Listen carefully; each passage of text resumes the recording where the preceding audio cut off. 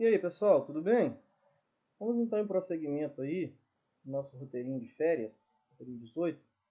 E agora nós vamos falar sobre algumas situações curiosas que tinham na CLT já, inclusive originalmente, são situações de perda do direito de férias. E aqui tem uma coisa bem interessante, que esses artigos 132 e 133 da CLT são artigos que, se as hipóteses deles se configurarem, o trabalhador ele não tem direito a gozar férias, de acordo com a CLT. São dois artigos bastante criticados pela doutrina, vocês vão entender já por quê, e tem uma questão que é muito interessante fora essas críticas, que é a questão do terço a mais. Né? Como eu disse para vocês, quando eu recebo férias, eu não recebo só o mês trabalhado, eu recebo também um terço a mais. E a CLT, quando falou em perda de férias, ela não tinha nenhuma previsão legal, a Constituição de 88, que trouxe essa previsão, não tinha nenhuma previsão a respeito do terço. Então fica aquela discussão, tá, mas perco as férias, mas eu perco o terço também ou não? Porque quando a CLT falou em perda de férias, seria a perda do mês das férias. Mas e o terço a mais?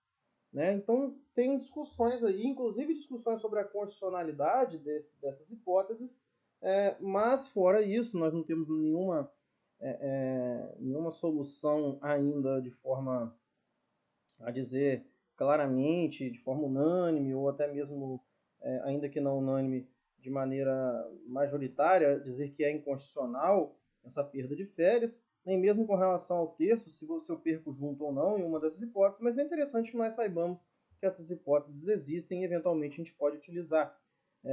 Inclusive teve uma dessas que eu cheguei a utilizar um tempo atrás, por uma empresa, que o empregado estava pedindo uma indenização e junto com essa indenização ele pedia férias.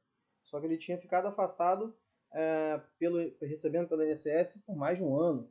A gente vai ver que essa é uma das hipóteses em que o empregado perde o direito a férias. Enfim, nesse caso acabou tendo acordo, não houve um posicionamento mais específico do juiz com relação a isso, mas é um caso que eu cheguei a utilizar e que mostra que realmente pode ser utilizado, inclusive para efeito de acordo, que foi o caso ali. De qualquer maneira, existe sim posicionamentos, conheço juízes que entendem que esses artigos são aplicáveis, inclusive, né, com essa restrição do terço, outros nem com a restrição do terço, que perderia tudo mesmo. Enfim, os artigos são o 132 e o 133, e eles trazem as seguintes hipóteses. O 132 diz: o tempo de trabalho anterior à apresentação do empregado para o serviço militar obrigatório será computado no período aquisitivo, desde que ele compareça ao estabelecimento dentro de 90 dias da data em que se verificar a respectiva baixa. Ou seja, eu me afastei do emprego por causa do serviço militar obrigatório. Então não é culpa minha. Suponha que eu tinha 6 meses já de serviço completo. Quando eu volto do serviço militar, eu não preciso de fazer um ano de novo para ter direito a férias. Eu tenho esses 6 meses, só preciso de completar mais 6 para ter direito a férias. Agora, se eu voltar dentro desses 90 dias a partir da baixa, se eu perder esse prazo, eu perco também o tempo anterior. O 133 ele diz: não terá direito a férias o empregado que, no curso do período aquisitivo, 1. Deixar o emprego e não for readmitido dentro de 60 dias subsequentes à sua saída.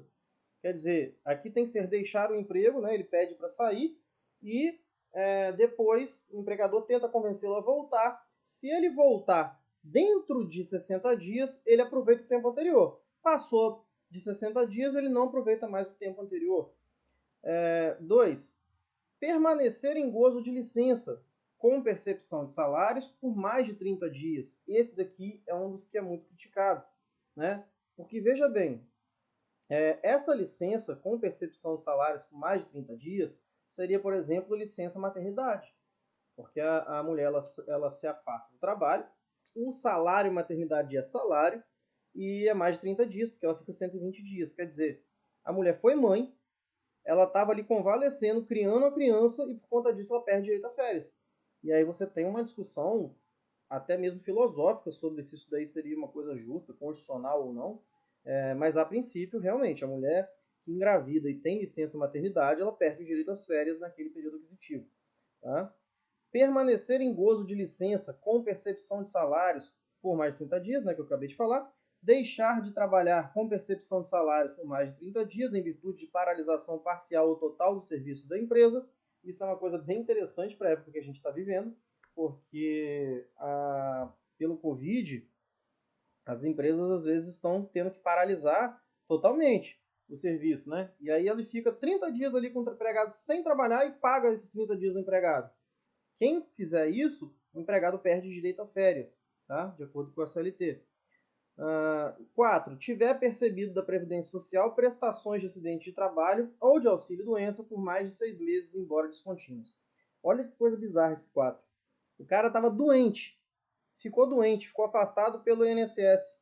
Se naquele ano a doença dele foi de 6 meses, mesmo que descontínuos, ou seja, 3 meses, depois ficou doente de novo mais 3, bateu 6 meses, mais de 6 meses, ele perde direito a férias, né? Então, assim, é uma coisa meio estranha, né? O deixar de trabalhar ali, por causa do Covid, tudo bem, mas isso são férias, porque assim, o cara tá preso em casa também. Férias não é só para você não trabalhar, né? É para você aproveitar. Então, tem toda uma discussão aí, como eu falei para vocês, sobre, sobre a aplicação desses artigos, mas eles estão vigentes e até agora não houve nenhuma decisão no sentido de que eles são inconstitucionais. Uma discussão boa que fica aí é você, mesmo no caso desse de perda, você brigar pelo terço, porque tudo bem, eu perco direito às férias, mas e o terço de férias?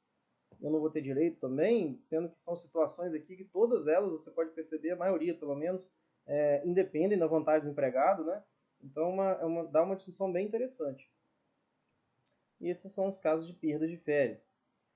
Bom, voltando aqui então a falar da concessão das férias, como se dá a concessão, né? Já falei para vocês que ela vai acontecer no período concessivo, que são aqueles 12 meses posteriores ao período aquisitivo. E aí, se o empregador comer mosca, não conceder dentro desses 12 meses, né? Ele deixou o empregado trabalhar 12 meses, nos próximos 12 ele não concedeu, no outro ano ele quer conceder 2 meses seguidos de férias para compensar. Já era, não tem jeito, tá? Se você não conceder na data correta, perdeu o prazo do período concessivo, tem que pagar em dobro. É o que o artigo 137 traz para a gente. Sempre que as férias forem concedidas após o prazo do artigo 134, o empregador pagará em dobro a remuneração. Então vejam bem. Que remuneração, professor? Gente, está na CLT. Logo, ele está falando em dobro a remuneração das férias, que é o salário inteiro. Como a gente tem agora mais um terço, então na verdade vai ser o salário em dobro e o terço em dobro. Ou seja, aqueles 1.200 que eu estava sempre usando de exemplo nas outras videoaulas. Recebo 1.200 por mês. Minhas férias seriam de 1.600. 1.200 mais um terço de 1.200 é R$400, 1.600. Se não me concederem na data correta, né, naqueles 12 meses do período concessivo, eu vou ter direito a receber tudo em dobro. Ou seja, em vez de 1.600, eu vou receber 3.200. Ok? Vencido o mencionado prazo sem que o empregador tenha concedido as férias, o empregado poderá ajuizar a reclamação pedindo a fixação por sentença da época do gozo das férias. Que é uma coisa meio esquisita, né? Porque o empregado está trabalhando, ele vai entrar na justiça para pedir férias. Dificilmente isso vai acontecer. A gente sabe, o cara está trabalhando ainda, ele não quer arrumar esse tipo de confusão, vamos dizer assim, com o seu patrão. É muito, muito, muito difícil mesmo acontecer algo nesse sentido. Mas é um direito que lhe assiste. A gente tem que o seguinte, não é porque pagou em dobro que está tranquilo, não precisa mais de dar os 30 dias, não. Tá? Pagou em dobro é só a punição, mas tem que dar os 30 dias para ele descansar. Tá? Então, pagar em dobro é só uma punição, mas os 30 dias de descanso eles têm que ter.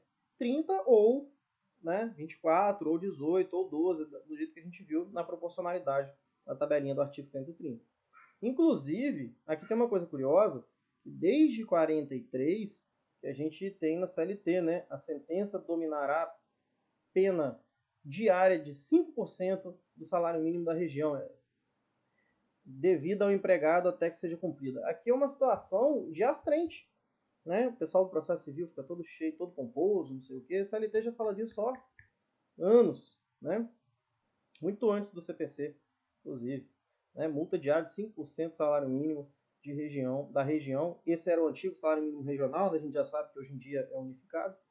devido ao empregado até que seja cumprido. Então, não é só porque pagou em dobro que o empregado agora também não tem direito a ficar descansando os 30 dias, não. Tem que pagar em dobro e descansar.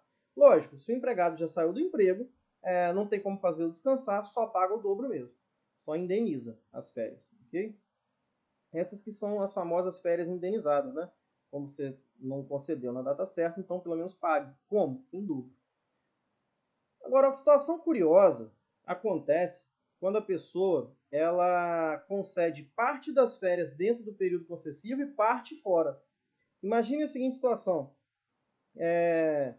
Eu trabalhei de janeiro a dezembro, primeiro ano de serviço, período aquisitivo, tive direito a férias. Perfeito.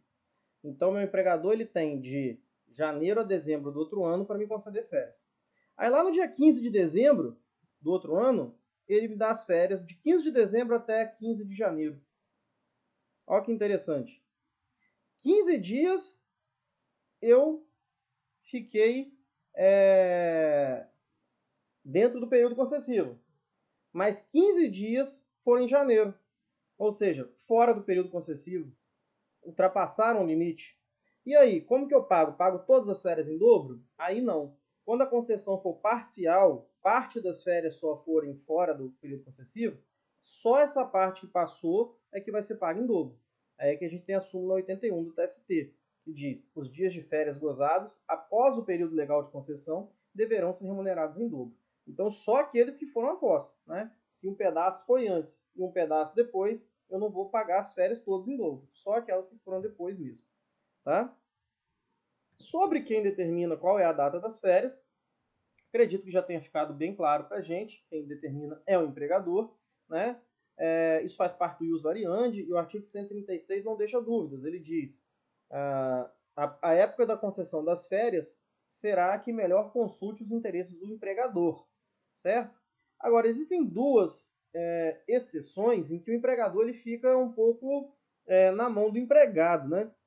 A primeira dela é se dentro da sua empresa existirem membros de uma mesma família que trabalhem no mesmo estabelecimento ali da sua empresa, tá? E aí, se isso acontecer, esses membros da mesma família têm direito de gozar férias no mesmo período. Por quê? Porque normalmente eles vão viajar juntos, né? Então, se eles desejarem, eles têm direito. Agora, se o empregador comprovar que os dois tirarem férias na mesma data vai trazer um prejuízo para o serviço, aí ele não precisa deixar, mas ele tem que comprovar que realmente vai ter prejuízo para o serviço. Tá? Se ele não conseguir comprovar isso, membros da mesma família têm direito de gozar férias juntos. Tá? Então imagine que cônjuges ali, um sujeito casado com outro, dois empregados ali que são casados numa empresa, eles constituem família e aí, por conta disso, eles querem tirar férias no mesmo mês. Se eles pedirem para o empregador que querem tirar férias no mesmo mês, o empregador é obrigado a ceder, a não ser que ele comprove que se ele fizer isso, ele tem algum prejuízo no serviço. Por exemplo, se os dois são os únicos dois que ficam no setor X, se os dois tirarem férias, o setor X vai ficar sem ninguém. Aí se ele provar que vai ter esse prejuízo, ele não precisa deixar os dois juntos. Fora isso, ele é obrigado. Tá? Outro caso também que ele não tem como controlar muito é o caso do menor de 18 que seja estudante. Prestem atenção porque esse parágrafo 2º ele é muito interessante. Não é qualquer menor de 18, nem é qualquer estudante. Se você for estudante maior de 18, você não entra. Se você for menor de 18 e não for estudante, você também não entra. Tem que ser as duas coisas ao mesmo tempo. Você tem que ser estudante e menor de 18 anos. Aí sim, você tem direito a pedir que suas férias coincidam com as férias escolares. Beleza? E aí o empregador não tem o que fazer. Bem? Mas fora essas duas exceções, quem concede, quem fala qual é a data das férias é o empregador. Tudo bem? E a única coisa que ele tem aqui realmente de vamos dizer assim, de limitação que a lei traz, é que ele tem que avisar com antecedência sobre essas férias. O que faz todo sentido, porque se as férias são um momento para você viajar, passear, se desligar do trabalho, você tem que planejar essa situação com uma certa antecedência. Então a CLT ela previu um sistema de aviso prévio de férias. Né? E é até legal a gente chamar de aviso prévio de férias, porque é o mesmo prazo do aviso prévio do aviso prévio estático, né, que não é aquele proporcional, que é 30 dias. Quer dizer, o empregador, quando ele decide, fulano vai tirar férias em março, ele tem que avisar com 30 dias de antecedência para o empregado. Inclusive, o empregado ele tem que participar desse aviso por escrito. Tá? Tem até uma mudançazinha agora também de 2019, que fala sobre se a carteira de trabalho dele for eletrônica, aí não precisa ser por escrito, pode ser na própria carteira eletrônica a informação. Mas ele tem que ter tido a ciência, tá? Por escrito. O artigo 135 fala: a concessão das férias será participada por escrito ao empregado com antecedência de no mínimo 30 dias. Ok? Então, para eu tirar férias, né, eu não escolho o mês, o empregador que escolhe, mas ele tem que me avisar com pelo menos 30 dias de antecedência. E agora sim, né, no vídeo anterior, não lembro se no anterior ou se no primeiro vídeo que a gente fez, eu comentei com vocês sobre o período de férias ser concedido de uma só vez. Concedido de uma só vez é a regra, mas nós temos exceção. Tá? O artigo 134 ele traz: as férias serão concedidas por ato do empregador em um só período, nos 12 meses subsequentes à data em que o empregado tiver adquirido o direito. Beleza. Mas aí no parágrafo 1º ele traz a exceção. Desde que haja concordância do empregado, isso daqui é muito importante, fracionar férias não é algo que o empregador pode fazer se quiser, tem que ter concordância do empregado. Tá? As férias poderão ser usufruídas em até 3 períodos. Essa é uma inovação da reforma trabalhista, antes eram apenas 2. Sendo que um deles não poderá ser inferior a 14 dias corridos e os demais não poderão ser inferiores a 5 dias corridos, cada um.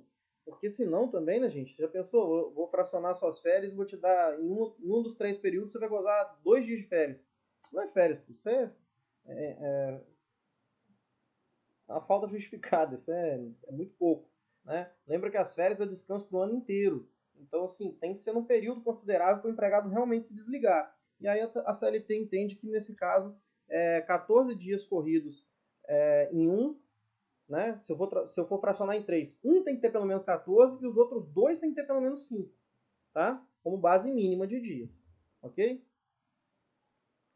Outra situação curiosa sobre as férias é a proibição de trabalhar. E é uma coisa muito interessante, porque normalmente quando eu comento para vocês que não existe como requisito de relação de emprego a exclusividade, eu sempre comento para vocês que um dos exemplos de que a exclusividade não é requisito de relação de emprego é o próprio artigo 138 da CLT.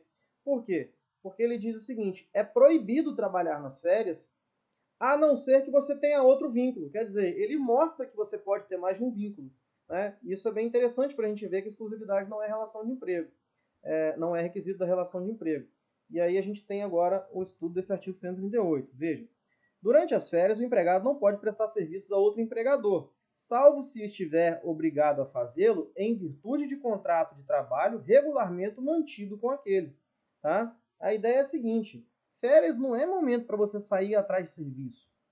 Férias é momento para você descansar. Então você não pode ficar trabalhando para outras pessoas enquanto você está de férias. Vou fazer um bico aqui nas minhas férias para ficar trabalhando. Não. Agora, se você já tem mais de um emprego e não conseguiu fazer suas férias caírem no mesmo mês, nesses 2 empregos, aí paciência. Você vai trabalhar em 15 lugares ao mesmo tempo, não tem problema. Agora, você não pode ficar indo atrás de serviço no período de férias, tá? Sob pena de correr aí o risco de ter uma punição administrativa. Sobre pagamento das férias, né? Aqui já é diferente. Eu tenho 30 dias para avisar meu empregado, mas eu tenho um prazo muito mais curto para pagamento, que é uma coisa bem interessante. Porque o que acontece com todas as... com a maioria, né, das parcelas salariais que a gente estuda? Você primeiro trabalha e aí depois você recebe posteriormente. Aí se vocês lembrarem, por exemplo, o salário, você trabalha aquele mês, você recebe até o 5º dia útil do mês seguinte. O FGTS, você trabalha aquele mês e recebe até o dia 7 do mês seguinte. E aí você tem essas formas de pagamento. Agora, no caso das férias, o pagamento não é posterior, porque senão não faria nem sentido. Se você vai viajar, vai curtir suas férias, você precisa de dinheiro. Então a ideia é adiantar o pagamento para você entrar de férias e poder curtir numa boa sem se preocupar com dinheiro. E aí a gente tem o artigo 145 da CLT que traz como prazo para a gente que o empregador ele tem que pagar as férias até 2 dias antes do início. Então, se você vai entrar de férias no dia 3 de março, até o dia 1º tem que estar com o dinheiro das férias depositado. E aí, quando eu digo dinheiro das férias, eu digo tanto o mês quanto o terço, tá? Então, até 2 dias antes. Então, olha só, o pagamento da remuneração das férias, e se for o caso, o do abono, e aí o abono entra também no caso, né? Se você converter, lembra que tem aquela possível conversão do abono, serão efetuados até 2 dias antes do início do respectivo período. E aqui a gente já pode também, por uma questão de interpretação sistêmica e lógica, enquadrar também o terço constitucional, tá? Ou seja, todos os pagamentos de férias serão pagos até 2 dias antes do sujeito entrar de férias. Tá? Inclusive, se você não observar esse prazo, o TST entende que você tem que pagar em dobro, mesmo que o empregado tenha gozado férias no período correto, ou seja, dentro do período concessivo. É uma outra punição, né? Então, olha que coisa interessante. Para o TST, nós temos 2 possibilidades de pagar férias em dobro. Uma, se você não conceder o descanso dentro do período concessivo. E a outra, mesmo você concedendo dentro do período concessivo, é se você não pagar dentro dos 2 dias que você precisa na forma do artigo 145. Paga em dobro do mesmo jeito. Então, olha só a súmula 450. É devido o pagamento em dobro da remuneração de férias, incluído o terço constitucional, com base no artigo 137 da CLT, quando, ainda que gozadas na época própria, o empregador tenha descumprido o prazo previsto no artigo 145. Quer dizer, não basta você conceder o tempo, tem que pagar na data certa também. Tá? E só uma curiosidade interessante. Muitos trabalhadores, quando eles recebem adiantado para as férias, e eles têm o costume sempre de receber depois e não adiantado, eles confundem. Porque o cara, antes de entrar de férias, parece que ele ficou rico. Na cabeça dele, ele ficou rico antes de entrar de férias. Porque ele recebe 2 dias antes. Olha que coisa interessante. Imagina nesse caso que eu falei, o cara vai entrar de férias dia 3 de março. No 5º dia útil de março, ele vai ganhar o salário de fevereiro. Beleza? Só que no dia 1º de março, ele vai ganhar o salário de março mais 1/3, que é as férias. Que é o pagamento das férias. Beleza? Quer dizer, em março, ele vai ganhar 2 salários e mais 1/3 de um salário. O cara vai achar que tá rico. E aí ele volta e aí ele gasta o dinheiro, torra o dinheiro dele todo nas férias. E aí ele volta quando? Ele volta em abril. E aí, em abril, quando ele voltou, que já gastou o dinheiro todo das férias, ele acha que ele vai receber o salário. Porque ele recebe todo mês, né? Só que presta atenção, em abril ele não recebe nenhum real. Porque o dinheiro que ele receberia até o 5º dia útil de abril, ele recebeu antecipadamente lá no dia 1º de março. Então o cara fica o mês de abril todinho sem dinheiro. Só vai ganhar dinheiro de novo em maio. E aí ele fica doido, porque ele acha que o empregador não está pagando ele direito. Né? Então tem que tomar muito cuidado, tá? Se você for empregado, não vai achando que você vai ganhar uma bolada ali quando está o mês de férias, que esse dinheiro todo aí é só de férias, não. Né? Fique esperto para você não se descontrolar nas suas contas. É muito comum de acontecer isso. Bom, mas curiosidades à parte, vamos aqui falar um pouquinho mais agora do abono de férias. Né? Como eu já tinha falado para vocês, o abono de férias é aquela conversão, não é venda, não vamos falar venda, né, gente? É a conversão de 1/3 do período de férias, que a gente já sabe também que não é 10 dias, porque pode ser que você tenha 24 dias de férias e não 30, pode ser que sejam 18 e não 30, pode ser que sejam 12 e não 30, né? Então é 1/3. Se eu tenho direito a 12, eu posso converter quanto? 10 dias? Não, se eu tenho direito a 12, eu posso converter 1/3, ou seja, eu só posso converter 4. Então vai depender do número de dias que eu tenho direito a férias. Eu posso converter 1/3 do período de férias, né, a que eu tiver direito, em abono pecuniário, né, no valor da remuneração que seria devido naqueles dias. Ok. Agora, essa conversão ela é facultada ao empregado, mas para ele ter esse direito, ele não pode fazer o pedido logo quando ele for avisado que vai ter férias. Não, ele tem que fazer esse pedido muito antes. Ele tem que fazer o pedido até 15 dias antes do período aquisitivo terminar. Beleza? Então tem que ser no período aquisitivo. Até 15 dias antes. Se for dentro de 15 dias antes de terminar, já não dá mais. Tá? O parágrafo 1º do artigo 143 traz para a gente: o abono de férias deverá ser requerido até 15 dias antes do término do período aquisitivo. Então tem data para pedir, se você quiser forçar o seu empregador de pagar essa conversão. Tá? Sobre a natureza desse pagamento, o artigo 144 diz que ele não é remuneração. Tá? E aí vejam, o abono de férias de que trata o artigo anterior, bem como concedido em virtude de cláusula de contrato de trabalho, regulamento da empresa, convenção ou acordo coletivo, desde que não excedente de 20 dias do salário, não integrarão a remuneração do empregado para efeitos de legislação do trabalho. Ok? Então, esse abono de férias, ele não é considerado salário. Bem? Ele também vai ser pago ali junto com as férias, né, até 2 dias antes do início da concessão das férias, mas ele não vai ser considerado salário. Diferente do terço constitucional. O terço constitucional é considerado salário sim. Beleza? E aqui só duas curiosidades, né? A primeira é que o regime de tempo parcial não permitia, antes da reforma trabalhista, o pagamento de abono, a conversão de período de férias em abono. Agora ele permite, passou a permitir, né? O parágrafo 3º do artigo 143 falava: o disposto nesse artigo não se aplica aos empregados do regime de tempo parcial. Só que aí ele foi revogado e foi acrescentado o parágrafo 6º lá no artigo 58A, que diz: é facultado ao empregado contratado sob regime de tempo parcial converter 1/3 do período de férias a que tiver direito em abono pecuniário. Então ele entrou na regra mesmo, né? Não só do 130, como também na regra da possível conversão do abono pecuniário. E tinha uma discussão, essa é outra curiosidade sobre o abono, tinha uma discussão há bastante tempo, o Amaury Mascaro Nascimento ele ilustra muito bem essa discussão, sobre uma possível revogação desse abono pecuniário, dessa conversão. Porque é o seguinte, as pessoas antes da Constituição, elas tinham muito o costume de fazer essa conversão desse 1/3 de férias para ganhar um dinheirinho a mais nas férias. E aí, por conta disso, em vez de ficar 30 dias de férias, eles ficavam 20. Porque a maioria das pessoas tinham 30 dias mesmo, né? E aí eles ficavam 20. Lá na Constituição, lá na Assembleia Constituinte, quando eles tiveram a ideia de colocar esse terço na Constituição a mais nas férias, a ideia era que a pessoa não precisasse mais converter período de férias e perder 10 dias. Então, como a Constituição já dava 1/3 a mais, a ideia, inclusive, era que essa conversão da CLT fosse impossibilitada. Tanto é que alguns, como a Maurício Mascaro Nascimento diz no livro dele, defendem que a Constituição revogou o artigo 143 da CLT. Porém, o legislador infraconstitucional acabou não acompanhando o Constituinte originário. Né? Ele não fez essa revogação na CLT. Pelo contrário, em 2017, ele ainda fez essa modificação no regime de tempo parcial, acrescentando a possibilidade também para esse tipo de trabalhador. Ou seja, essa ideia do Amaury Mascaro Nascimento, que é uma ideia mais histórica até, né, uma interpretação histórica, que na época a ideia realmente é histórica e teleológica, né?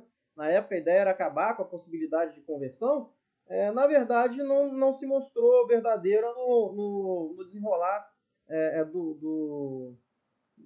dos processos legislativos brasileiros, né? Porque, na verdade, essa ideia de que o terço constitucional que foi acrescentado lá no artigo 7º seria para substituir a conversão, a famosa venda das férias, na verdade, ele não revogou nada, né? Quem defende que ele revogou tem até sentido, mas o que a gente vê na evolução legislativa é que ele não revogou. Jurisprudencialmente falando, a jurisprudência é praticamente unânime no sentido de que a pessoa pode sim converter, isso não está revogado, e aí a pessoa pode ter o benefício de ganhar o salário, ganhar o terço da Constituição e mais o terço da conversão em abono. Beleza? Mas isso é só curiosidade mesmo para vocês. Bom, e assim a gente termina tudo que era mais interessante para falar sobre férias individuais e a gente pode aqui já fechar. Eu sei que o vídeo já está um pouco longo, mas a gente já pode fechar esse roteiro aqui para a gente poder já partir para o último, que é da extinção dos contratos, um roteirinho sobre férias coletivas agora. Tá? Então, não tem muito mistério férias coletivas. A ideia das férias coletivas é o seguinte: certos estabelecimentos, certas empresas, elas, na verdade, elas têm períodos em que elas praticamente não funcionam. Então, em vez de ficar dando férias para um, para outro, para um, para outro, em meses diferentes, faz mais sentido você juntar todos os trabalhadores e dar férias no mês só, todo mundo junto. Acontece muito com escolas. né? Porque a gente sabe que janeiro ninguém estuda. Então, o que acontece? A maioria das escolas, até de ensino superior, elas têm o costume de dar férias coletivas a seus empregados em janeiro, certo? Todo mundo entra de férias junto. E aí, o que acontece? Essa previsão a gente tem no artigo 139 da CLT, que diz: poderão ser concedidas férias coletivas a todos os empregados de uma empresa ou de determinados estabelecimentos ou de setores da empresa. A ideia das férias coletivas é tão interessante que ela nem precisa ser para a empresa inteira. Percebam que pode ser só para algum estabelecimento ou só para algum setor, desde que você demonstre que faz esse sentido, né? Que aquele setor naquele mês realmente não funciona, não tem por que funcionar. O melhor exemplo que eu consigo enxergar e passar para vocês, que eu acho que é válido até como prática de vocês, é o caso dos professores. Que janeiro, como ninguém estuda, não faz sentido você dar férias para o professor em maio, que está todo mundo estudando, né? Mas as férias coletivas, elas não se aplicam só nesse caso, né? Elas se aplicam em qualquer caso que você consiga comprovar aí uma eficiência maior se você der essas férias de forma coletiva. As férias coletivas, elas também podem ser fracionadas, e aqui a gente tem uma diferença interessante. Antes da reforma trabalhista, as férias individuais não podiam ser fracionadas em 3 vezes, era só 2.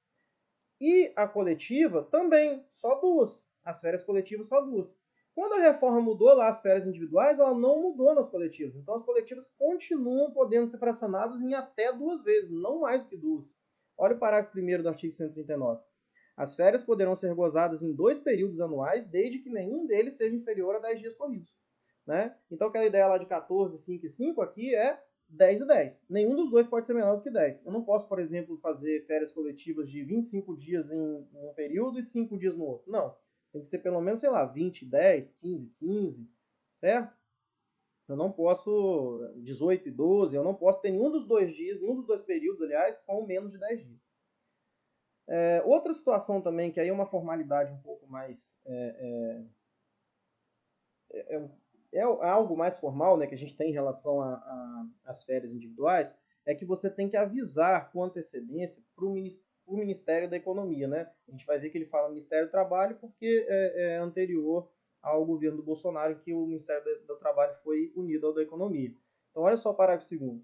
Para os fins previstos neste artigo, ou seja, de conceder férias coletivas, né, o empregador comunicará ao órgão local do Ministério do Trabalho, leia-se Ministério da Economia, com antecedência mínima de 15 dias, as datas de início e fim das férias. Por quê? Para que o Ministério possa fazer a regular fiscalização. Tá? Precisando quais os estabelecimentos ou setores abrangidos pela medida. Em igual prazo, o empregador enviará a cópia da aludida comunicação aos sindicatos representativos da respectiva categoria profissional e providenciará a fixação do aviso nos locais de trabalho. Isso daqui por quê? Para dar uma grande publicidade. Porque como as férias são coletivas, as pessoas têm que saber qual é o tempo de férias, como vai funcionar, ok? Então, uma coisa interessante, você não precisa de convenção ou acordo coletivo para estabelecer férias coletivas, mas você precisa de avisar o sindicato para que ele não seja pego de surpresa.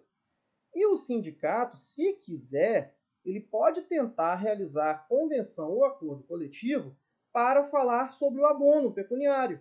Tá? E aqui tem uma coisa interessante. Enquanto o abono, lá do artigo 143, ele é uma opção do empregado, né, que tem que exercer sua opção em até 15 dias antes de terminar o período aquisitivo, aqui, nas coletivas, ele independe do empregado. Vale a palavra do sindicato.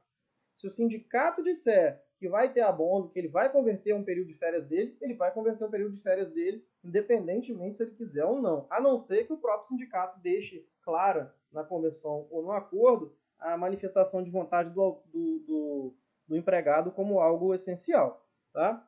Então, olha o parágrafo 2º aqui, do 139. Tratando-se de férias coletivas, a conversão, do 143, né? Tratando-se de férias coletivas, a conversão a que se refere este artigo deverá ser objeto de acordo coletivo entre empregador e sindicato da categoria, independendo de requerimento individual à concessão do abono. Beleza? Bom, para a gente finalizar, se as férias são coletivas, é óbvio que todo mundo vai entrar de férias junto, tá? E todo mundo no mesmo mês. Mas imagine o seguinte, e se na verdade eu entrei Vamos supor, esse caso do professor, isso aconteceu comigo, na verdade, eu posso até dar um exemplo meu. Na outra faculdade que eu dou aula, quando eu entrei lá, eu entrei em março. Quer dizer, todo mundo tirava férias em janeiro. Quando chegou janeiro, eu não tinha completado ainda 12 meses de serviço. Mas eu tirei férias com todo mundo em janeiro. E aí? E aí o seguinte, como eu entrei em março, e o mês de março contou, na verdade, eu tinha 10 meses. Proporcionalmente falando, eu tinha 10 dozeavos de direito de férias. Então, as minhas férias foram calculadas com base em 10 dozeavos. Né? Eu fiquei um mês inteiro parado, recebendo pela empresa, né? Então eu recebi o meu salário de janeiro, mas eu não recebi um terço sobre o meu salário integral. Eu recebi um terço sobre 10 dozeavos do meu salário. Por quê? Eu recebi férias proporcionais na minha primeira vez que eu recebi férias. Já nas outras, não. Nas outras eu já tinha completado 12 meses. Todas as outras, porque zera, né? Você entrou de férias ali, zerou. Aí eu já tinha 12 meses. Ou seja, todo mundo que entra na empresa, por mais que não entre na data que faça 12 meses, ele vai receber a primeira vez de férias dele proporcional e depois ele já entra contando com todo mundo da mesma data. É isso que está dizendo aqui o artigo 140 da CLT. Veja, os empregados contratados há menos de 12 meses gozarão da oportunidade de férias proporcionais, iniciando-se então novo período aquisitivo. Beleza? A mesma coisa vai acontecer se ele tiver mais de 12 meses e na verdade, as férias coletivas forem implementadas depois. O que vai acontecer? Ele vai gozar um mês inteiro de férias e ainda vai gozar o proporcional também para poder equivaler com todo mundo. Equiparar com todo mundo. Beleza? Então, para finalizar, o descanso das férias, como eu havia falado para vocês, ele vai ter duas naturezas. Por quê? Se ele for concedido direitinho, se ele for concedido com pagamento dentro daqueles 2 dias, tudo certinho, ele vai ter a natureza de salário, né? Porque ele é computado para todos os efeitos como tempo de serviço. Então ele vai ter a natureza de salário, inclusive o terço constitucional. Agora, se ele não for concedido dentro do período concessivo, ou se o pagamento não se der dentro daqueles 2 dias, aí ele vai ter a natureza de indenização, porque aí ele vai ser devido em dobro, então ele é indenizado. Tá? A repercussão disso vocês já conhecem. Se ele é remuneração, a gente vai ter FGTS, INSS, imposto de renda, tudo isso vai incidir se ele for remuneração. Agora, se ele for indenização, nada disso incide. O valor vai limpinho para a mão do empregado. Beleza? Então, sobre férias, é basicamente isso. Deixo um abraço aqui para vocês. Espero que todos estejam bem. Fiquem em paz e que o Senhor os acompanhe.